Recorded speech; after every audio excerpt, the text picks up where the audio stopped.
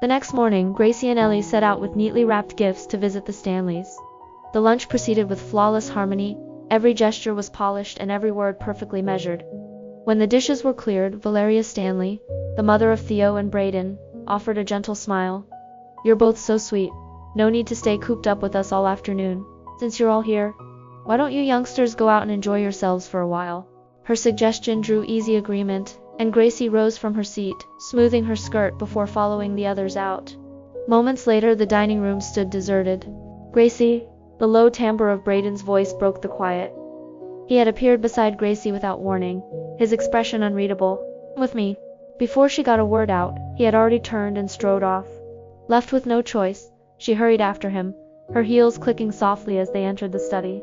The door clicked shut behind him, the muted sound slicing straight through her composure. In an instant, she was yanked back into the horrors of her past life. Each time Theo lost patience with her defiance, he would haul her into a room, drop his mask of gentleness, and unleash his cruelty, his belt striking again and again until her skin burned and welted. The phantom sting still haunted her, sharp enough to steal her breath. A tremor coursed through her body as she instinctively retreated a step, her pulse hammering in her ears. Brayden caught her startled reaction and halted, keeping a measured distance between them. "Relax," he said evenly.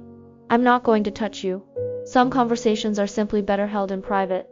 Gracie drew in a quiet breath and steadied herself, her fingers curling into a tight fist. "I get it," she murmured.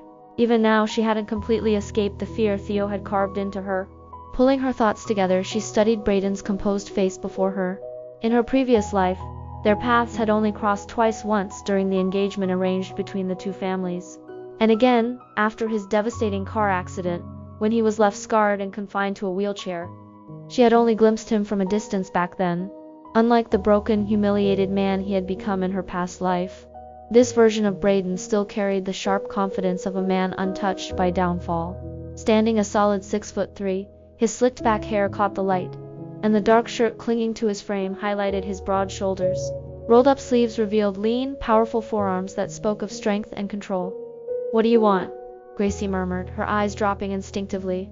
A chill prickled her skin as it struck her. If someone like him ever chose violence, she'd have no way to fight back. Brayden moved toward the desk, his stride steady and unhurried. He pulled out a document, dropped it onto the surface, and said flatly, "Let's set things straight. I may have agreed to this marriage, but there's no affection between us." Gracie already knew there was someone else in his heart. "I take it you're agreeing to this marriage only because you have to." Brayden nudged the document toward her with a composed, almost detached air. "Before this marriage is dissolved, I expect you to honor the terms in the agreement. In public, we'll act the part of a devoted couple. Behind closed doors, I won't touch you or meddle in your affairs. The same courtesy should go both ways. You stay out of mine." Gracie lifted her head, a flicker of urgency in her voice. "Wait, seriously?" Something about her reaction felt off.